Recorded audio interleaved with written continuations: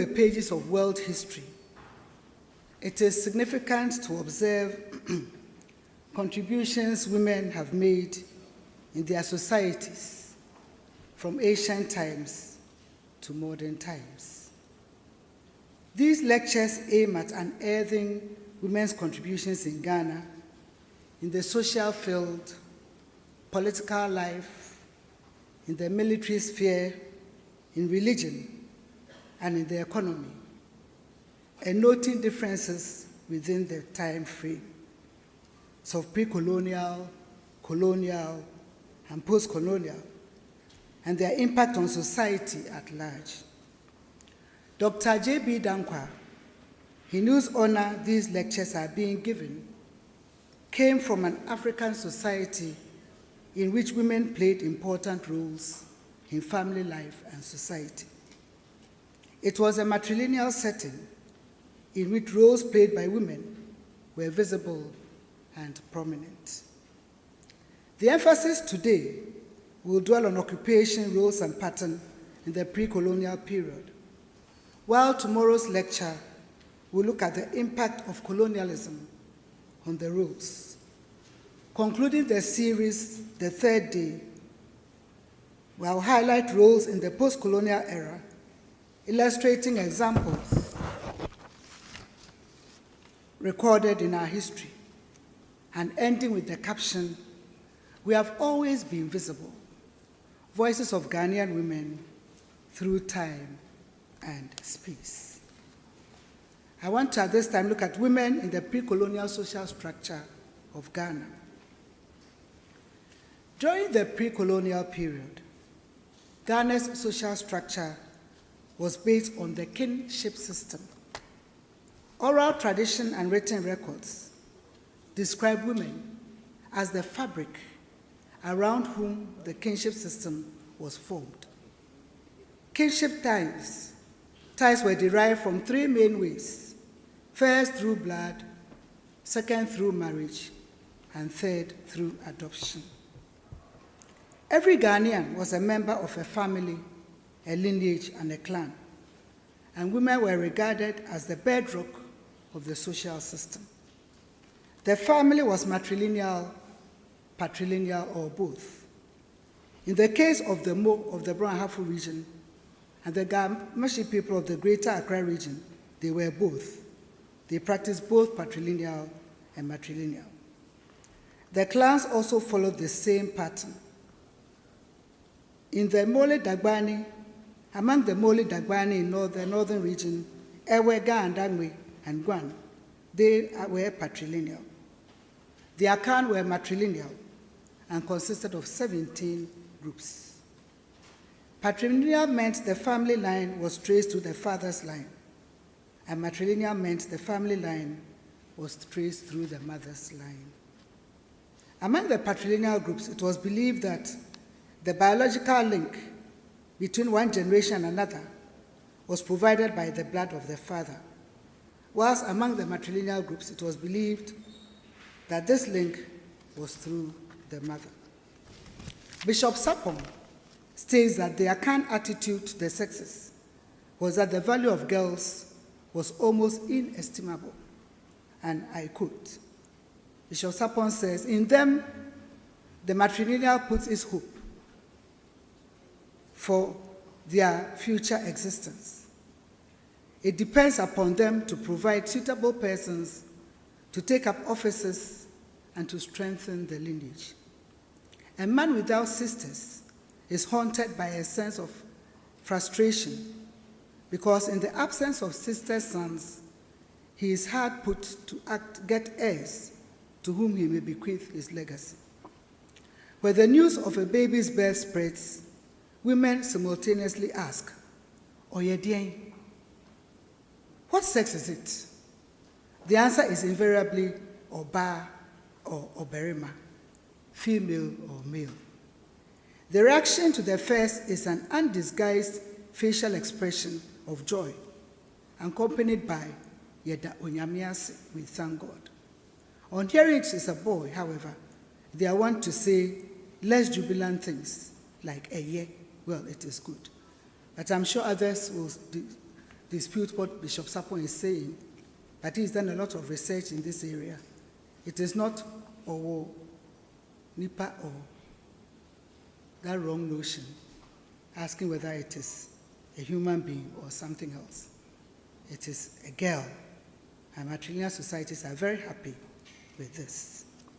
With respect to upbringing of girls and boys, up to the age of 7, girls and boys were mainly the responsibility of their mothers. The mothers had to teach their children good manners, to be serviceable and respectful. When the boy was moved to his father after the age of 7, the father continued to train his son and to teach him his occupation.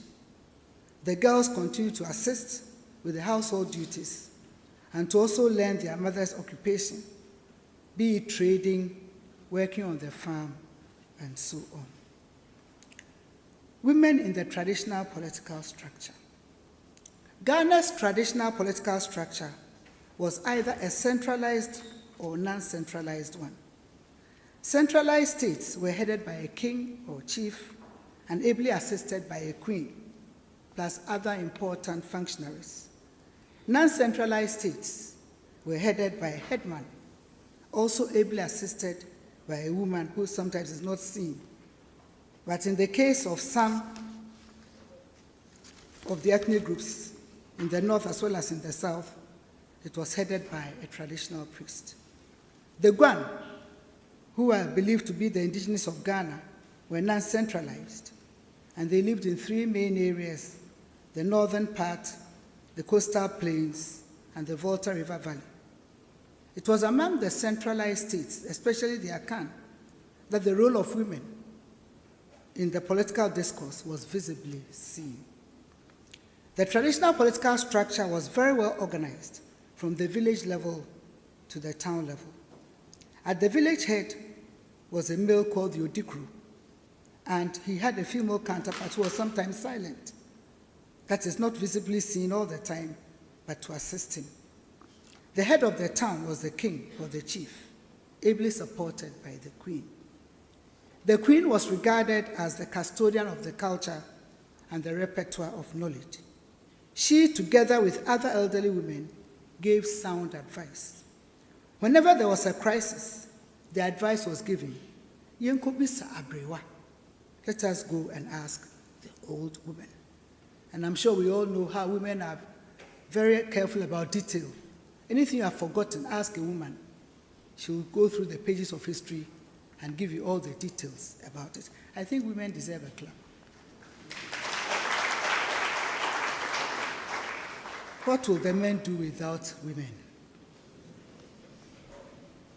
When a king or chief's stool became vacant, it was the duty of the queen to nominate a new one.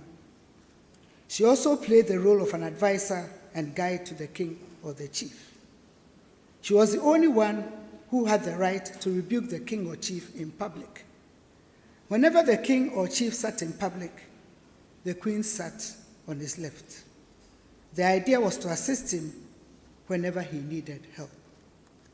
The queen has special jurisdiction over the women in her society. She was the chief rallying point for women in the society and mobilized women for every necessary action. She was responsible for all domestic matters affecting women. The queen also had her separate court where she heard judicial cases.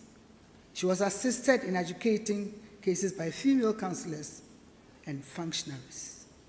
Women in the military sphere. Women played important roles in the traditional military sphere. They accompanied the men to the battlefield and engaged in dancing and singing to support the men, cheering them up. It was like a cheering squad, so it's not a new modern invention. Women have been cheering squads from time immemorial, cheering the men on and encouraging them. In times past, when villages were attacked, the women stirred the men up with war cries and supplied them with stones and sticks for offense and defense. If an attack was too sudden or caught the men unprepared, the women, especially those nursing young babies, filled in quite adequately by bringing out all accessible defensive weapons. Wise women, nobody would suspect that a nursing mother with a baby at the back was organizing weapons. One of the qualities required in pre-colonial Ghana, whenever a queen was being chosen, was bravery. This was because it was expected that if for any reason a king or chief could not go to war, the queen should be able to step in. Women were also part of Asafo companies in some states in Ghana, and these companies were established to protect the inhabitants against external attacks. They were not part of the main army, but they could be mobilized during a war to join the main army. They also provided personal services to the kings and chiefs, for example, making farms, building houses, etc. Among the Fanti people, the female wings were headed by female captains, and in 1848, one of such female captains from Ahanta marched as head of the Asafo Company in the expedition of British Governor Wynyard to Nzema. Wynyard was surprised to find a woman dressed in full military attire heading a female company. Amazing. Women and religion. Women in pre-colonial Ghana had options to practice either the traditional religion, Islam, or Christianity. Women played active roles in the options they chose, some as leaders, others as followers. And this is a whole book. If you want to deal with religion, we won't leave tonight, but I'm just picking out a few points. Some as leaders, others as followers. The traditional religion was the belief in the supreme God, the creator. The Akan people called him Nyame. The Ewe and Ga Dangwe called him Mau. The Gonja called him Ebori. The Mampusi called him Muni. And the Talansi called him Naniwem. It was believed in the traditional religion that this God was so great and so far off that he needed to be worshipped through intermediaries. And these were the lesser gods and their ancestors. Just as a king or chief would not be approached directly by their subjects, except through office holders, so also God could not be approached directly, except through these intermediaries. I remember when we were children growing up, we were told that first God was with us on the earth, but because women like pounding fufu, as more we pounded fufu, the more God moved higher up. I don't know whether some of you heard that story growing up. And many of us believe it was true, until after a while we grew up to realize that God inhabits the heavens and the earth, and he is to be feared and awed. The gods were believed to be controlled by the supreme God from whom they derived their powers. Reverence of the ancestors was a result in the belief that death was not the end of a person. At death, the soul was supposed to go to the land of spirits to join other departed souls. In the spirit world, people were supposed to retain their earthly status and honor. So chiefs and queens continued to maintain their status, and servants and slaves continued their status of serving. Among the Talansi and many northern societies, the earth priest, called the Tindana, was a powerful functionary of considerable authority. Land was deemed to belong to the living and the dead. And for this reason, land could not be alienated. It was held in trust by the living for the present and the future generations. And Dr. J.B. Danquah often stressed this a lot in his works, that when you had property, you leave some for the living, and you also reserve some for future generations. I wish our traditional rulers would continue this wise wisdom and leave some land for the future generations. The Akan believed that land was created on Thursday, and hence they called it Asasiya, and permitted no work to be done on that day. And land was named after a woman, not a man. Asasiya.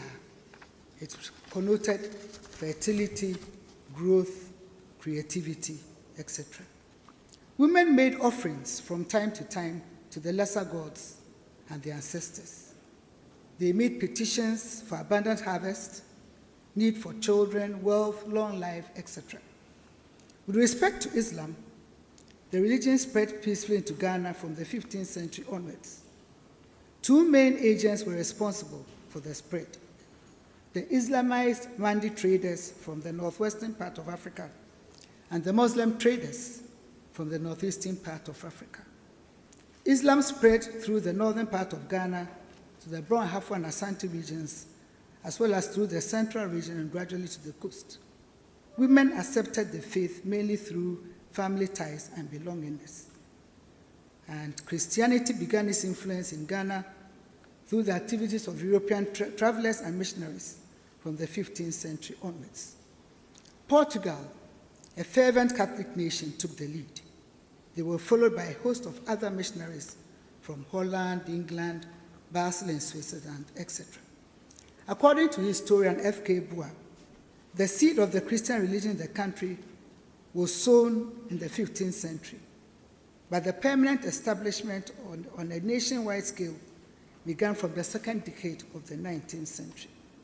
By 1980, about half of Ghana's population was on record as belonging to one or other of the Christian churches. And although the nation could not be regarded as a Christian country, the churches were exercising remarkable influence on the society. There is no contention about the fact that many churches are filled today by women. The country has also witnessed the rise of many female pastors and church leaders. The Christian religion brought about a lot of positive effects to the country in literacy, formal education, translation of local languages into writing, establishment of clinics and hospitals, and so on. A place where women were visibly seen in pre-colonial Ghana was in the economy. Ghana's pre-colonial economy was based on three pillars: agriculture, trade, and industry. Oral and documentary evidence testify to the importance of agriculture in the Ghanaian economy and the fact that the farmers were both male and female. They produced food crops like rice and yam, fruits and vegetables. When the Portuguese arrived on the coast in the 15th century, they noticed a great deal of local exchange in agricultural products. In the 1600s, de Maris was highly impressed by the contributions of hard-working peasants to the availability of food in the markets.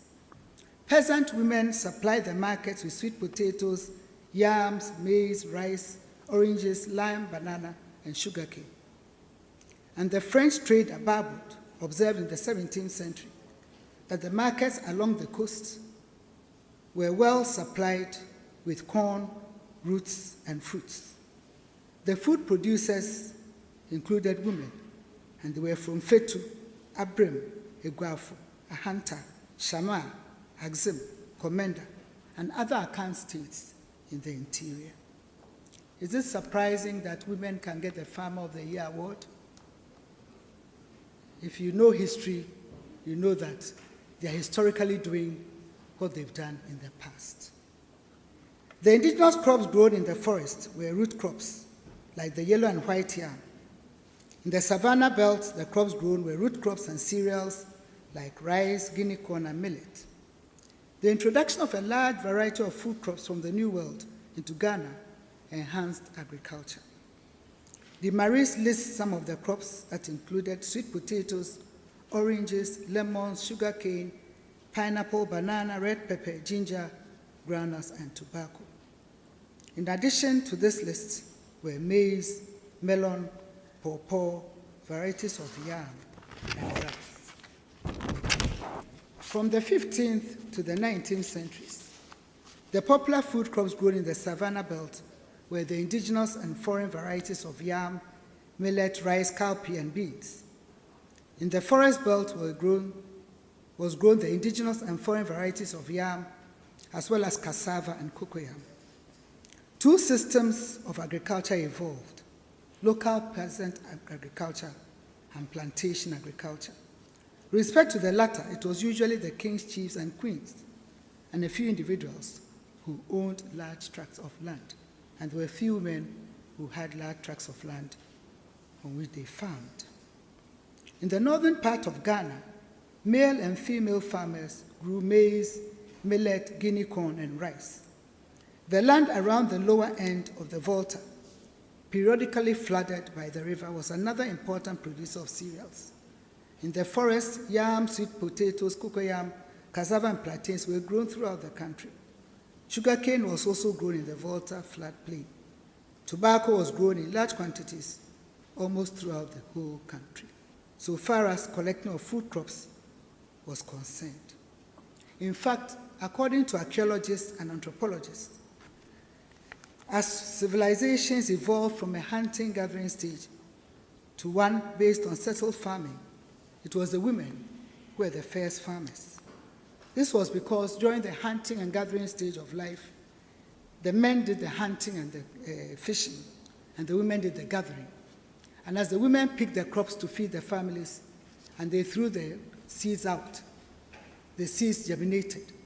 And so gradually women started farming around the houses, and it became a wider scale issue. So women have been believed to have been the first farmers in settled agriculture. I think women deserve a clap for that.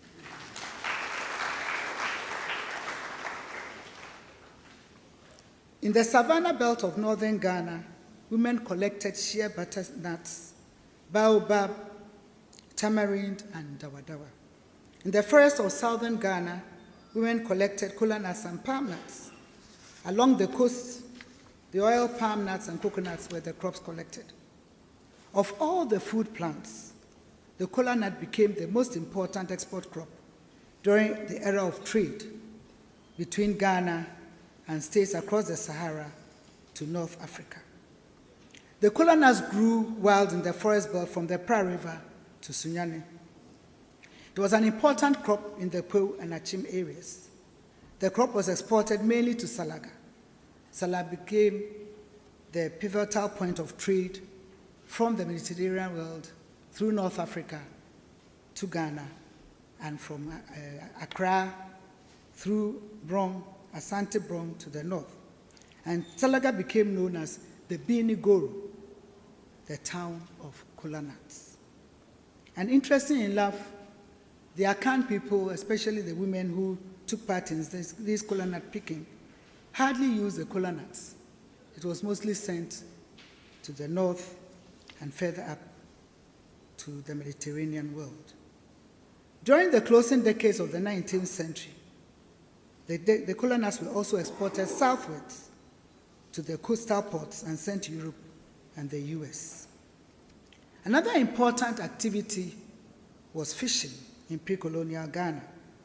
Notable areas of fish were along the coast in the Afram River, Lake Busumtri, and so on.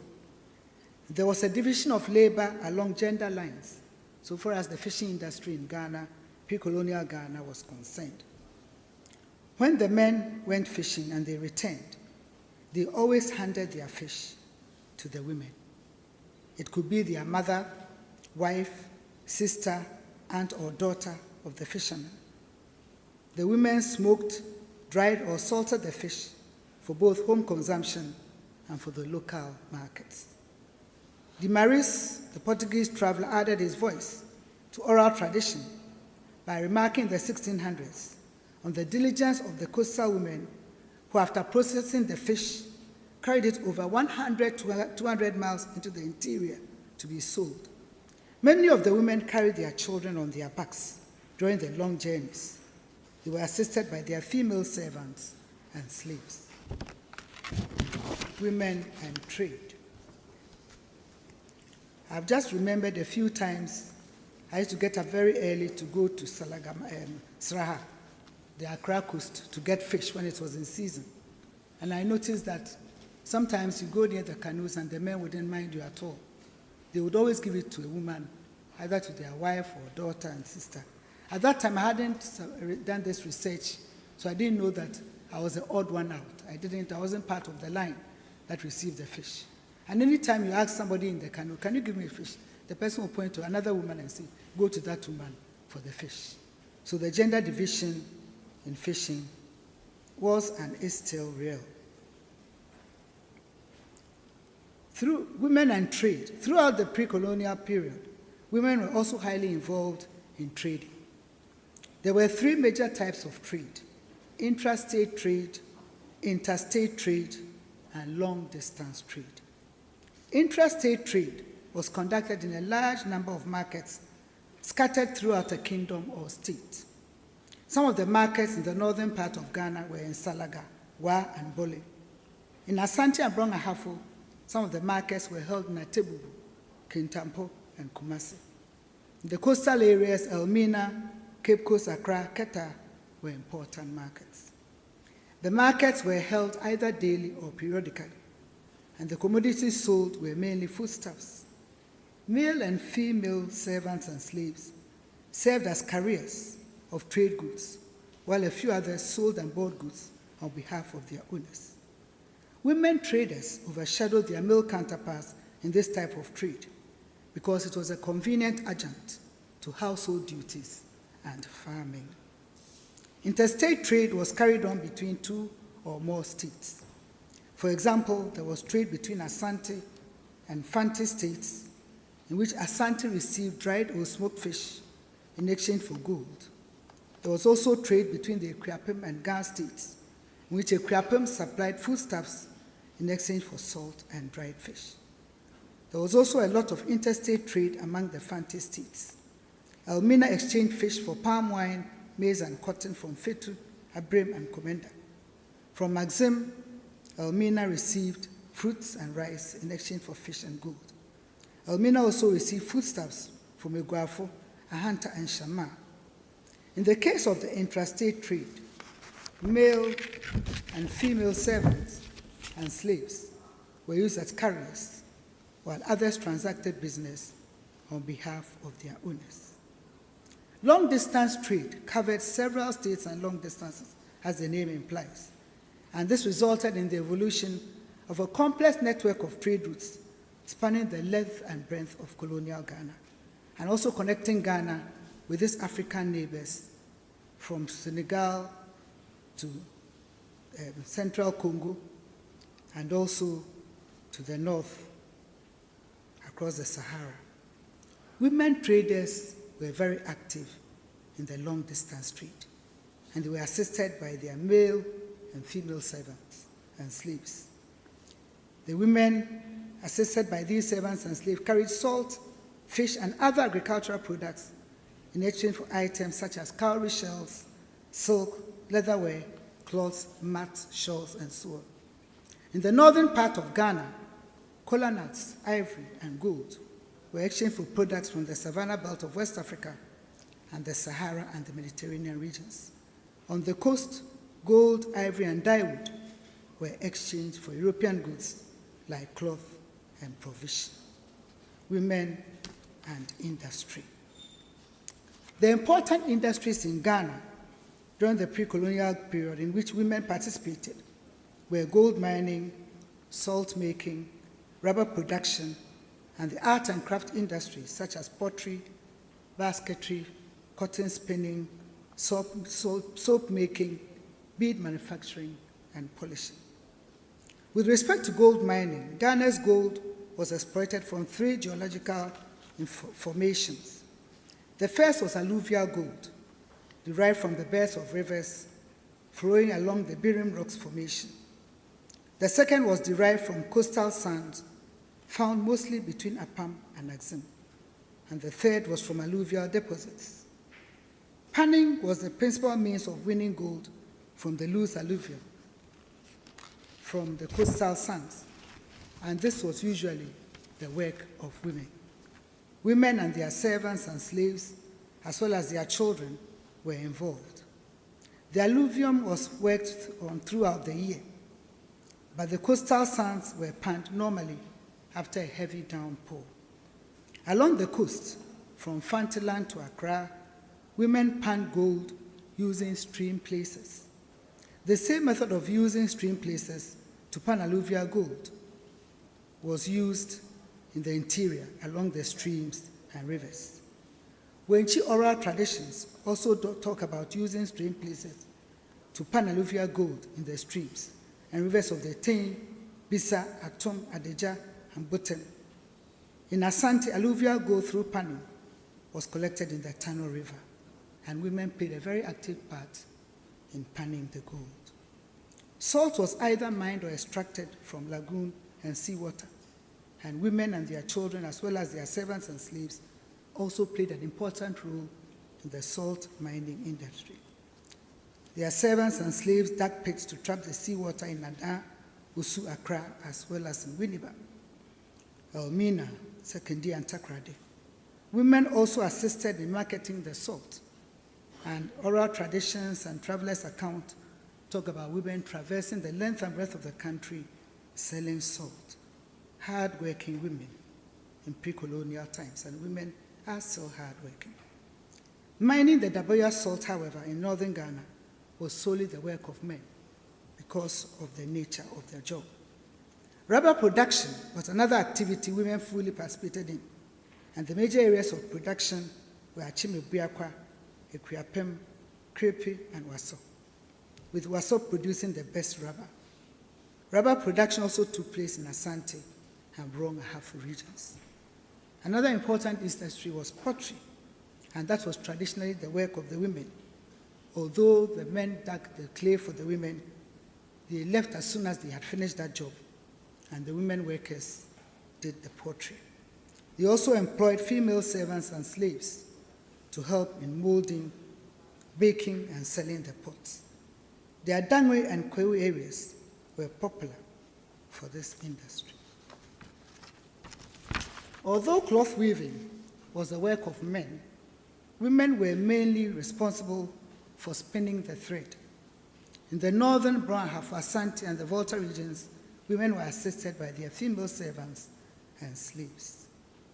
Soap making was the work of women. Female servants and slaves helped their mistresses cut the peelings of plantain. The peelings were dried and burned to ashes and then soaked in water in a basket and lain with a fluffy plantain stuff called baha in a can. Then produce, which was collected in a tray, was boiled in palm oil and other ingredients until the mixture thickened and settled. It was popular soup for most of the country. Many of us call it alata semina now.